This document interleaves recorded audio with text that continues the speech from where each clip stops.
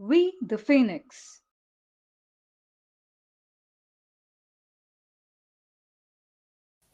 அனைவருக்கும் வணக்கம். நம்ம இன்னைக்கு அளவியல்ல பரப்பளவு சுற்றளவு பார்க்க போறோம். ஃபார்முலா மட்டும் பார்க்க போறோம்.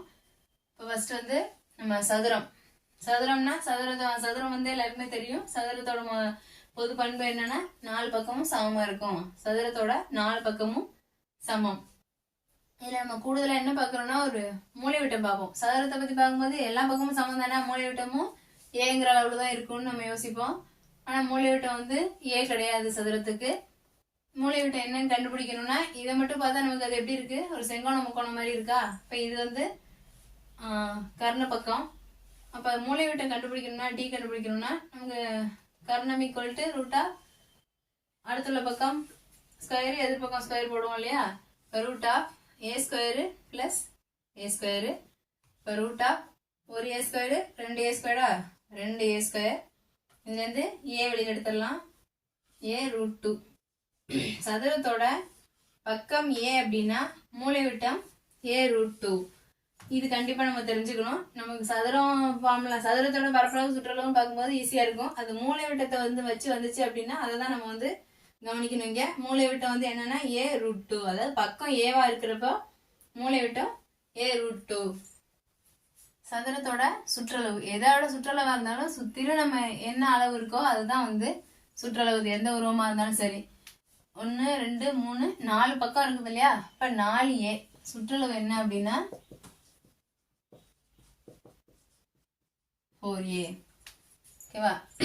இது சென்டிமீட்டர் மீட்டர்ல இருந்துச்சுன்னா ஆன்சர் என்னதான் வரும்போது சென்டிமீட்டர் மீட்டர்ல மட்டும்தான் வரும். அதே பரப்பளவு என்ன அப்படின்னு கேட்டா a இன்ட்டு ஏ, அதாவது ஏ ஸ்கொயர்.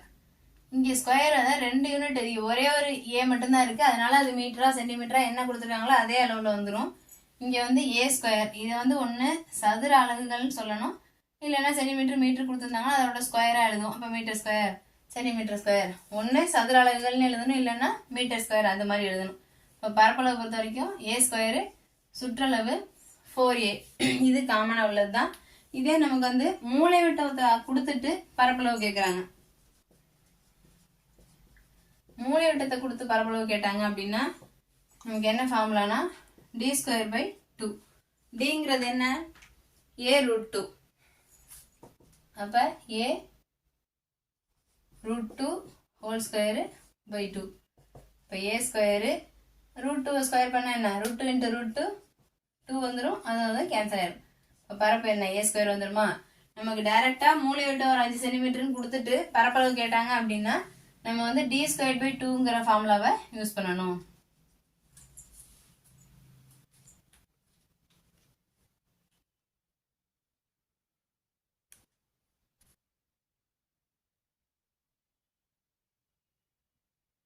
மூலைவிட்டத்தை கொடுத்துட்டு பரப்பளவு கேட்டாங்கன்னா நம்ம டி ஸ்கொயர் பை 2 போட்டோம். அதே மூலைவிட்டத்தை கொடுத்துட்டு நமக்கு பக்கம் கேட்குறாங்க அப்படின்னா அதாவது இதுல இருந்து ஏ கண்டுபிடிக்கிற மாதிரி A equal to D by root 2. அதாவது மூலைவிட்டம் என்ன கொடுக்குறாங்களோ அதை ரூட் 2ஆல வகுத்துட்டோம்னா நமக்கு பக்கம் கிடைச்சிரும். அடுத்தது நம்ம பார்க்க போறது செவ்வகம்.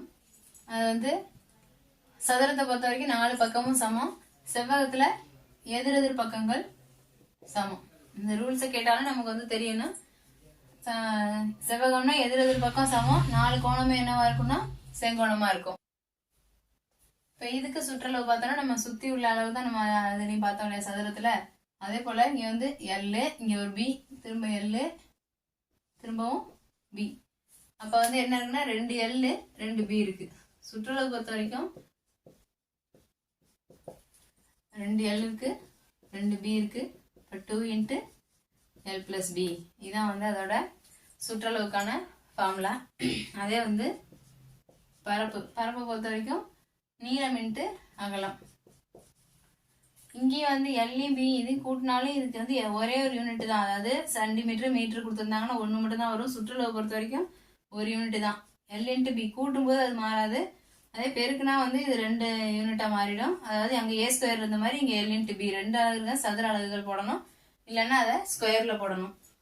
இப்ப சதுரத்துக்கு மூலைவிட்டம் பார்த்த மாதிரி இங்கே செவ்வகத்துக்கும் மூலைவிட்டம் நம்ம கண்டுபிடிக்கலாம். இதுவும் வந்து என்னவா தான் இருக்கும்னா செங்கோண முக்கோணமாக தான் இருக்கும். இங்கே வந்து இது வந்து கர்ண பக்கமாக இருக்குது. அப்போ D equal to root of இங்கே L square plus B square. இதை வந்து நம்ம காமனாக வெளியில் எடுக்க முடியாது. நம்பராக கொடுக்கும்போது அதுக்கான மூலைவிட்டம் என்னங்கிறத வேணால் கண்டுபிடிக்கலாம். அடுத்ததான் நம்ம பார்க்க போகிறது வந்து வட்டம். வட்டத்துக்கு வந்து ஒரு புள்ளியை மையமாக வச்சு நம்ம ஒரு கோடு சுற்றி வந்தது, அதாவது அச்சா வச்சு சுற்றி வந்தது அப்படின்னா அதுதான் வந்து வட்டம்னு சொல்லுவோம். அந்த மைய புள்ளிக்கும் அதோட சுற்றளவுக்கு இன்னொரு பேர், இந்த சுற்றி உள்ள பகுதி என்ன சொல்லுவோம்னா பரிதின்னு சொல்லுவோம்.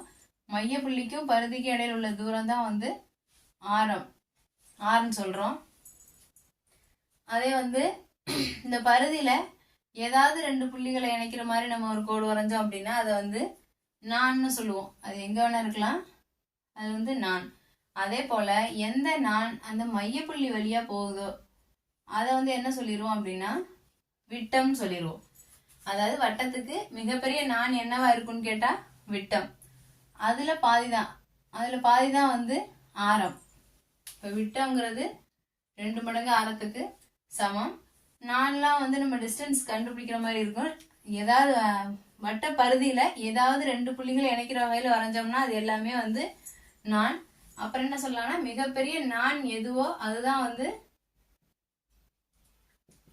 மிகப்பெரிய நான் தான் வந்து விட்டம். அதே போல மையப்புள்ளி வழியா போற நான் எதுன்னு கேட்டாலும் விட்டம் தான். ரெண்டுமே ஒண்ணு. அந்த மையப்புள்ளி வழியா போறதுதான் மிகப்பெரிய நானாவும் இருக்கும். மிகப்பெரிய நான் சொன்னாலும் அது விட்டமா தான் இருக்கும். மையப்புள்ளி வழியா போற நான்னாலும் அதுதான்.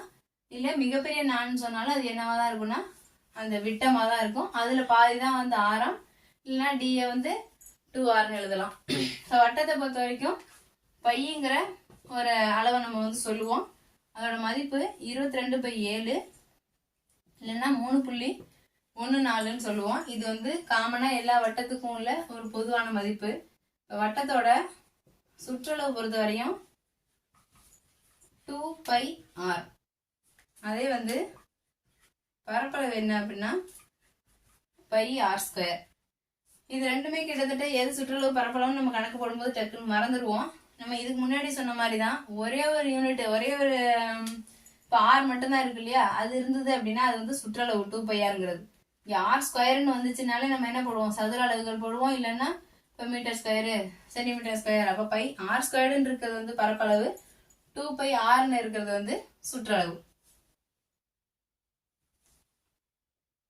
இப்போ வட்டத்திலே நம்ம வந்து வட்டத்துக்கான சுற்றளவு பரப்பளவு பார்த்துட்டோம். இது வந்து அரைவட்டம், கால்வட்டம். இதுக்கு வந்து சுற்றளவும் பரப்பளவும். பரப்பளவு பொறுத்த வரைக்கும் இப்போ அரைவட்டத்துக்கு வட்டத்தோட பரப்பளவு என்ன, πr². அப்ப அதுல பாதி தான் என்ன, அரைவட்டத்தோட பரப்பு. அதே கால்வட்டத்துக்கு பரப்பு பார்த்தோம்னா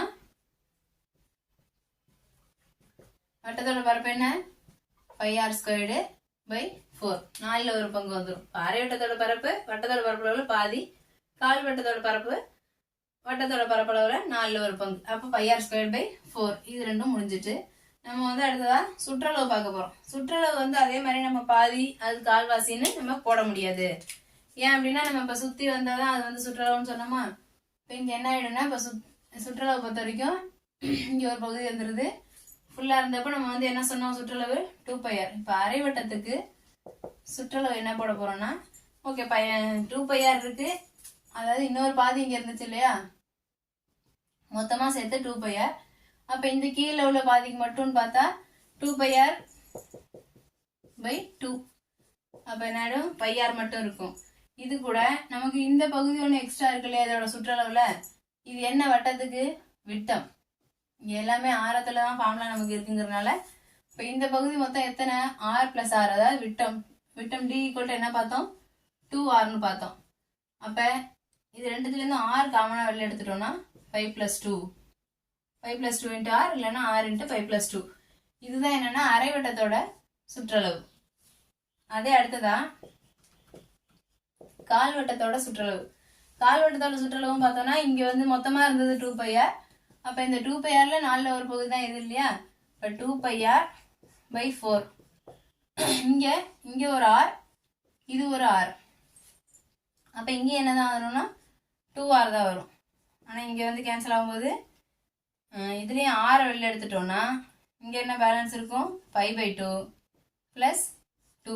இதுதான் வந்து என்னென்னா கால்வட்டத்தோட சுற்றளவு.